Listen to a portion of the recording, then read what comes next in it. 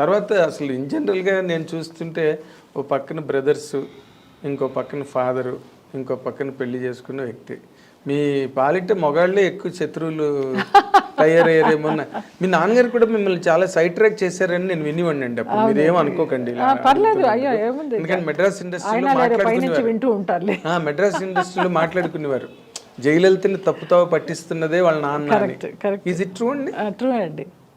Like పెళ్ళే కానివ్వలేదు అనుకోండి ముందు విషయం. అదే చెయ్యండి అన్న ఇలాగ అంటున్నారు, మరి స్విమ్ సూట్ వేసుకోమంటున్నారు, చిన్న చిన్న డ్రెస్ చెయ్యమ్మా పర్లేదు, ఆర్టిస్ట్ అన్నీ చేయాలి అనేవారు. అలా అనడంలో మీకు ఏమనిపించిందండి? అంటే మీరు చెయ్యాలి, డబ్బు సంపాదించాలి, ఇంటికి తీసుకురావాలి. అప్పుడు అంత ఆలోచన కూడా లేదు నాగేంద్ర, లేదు.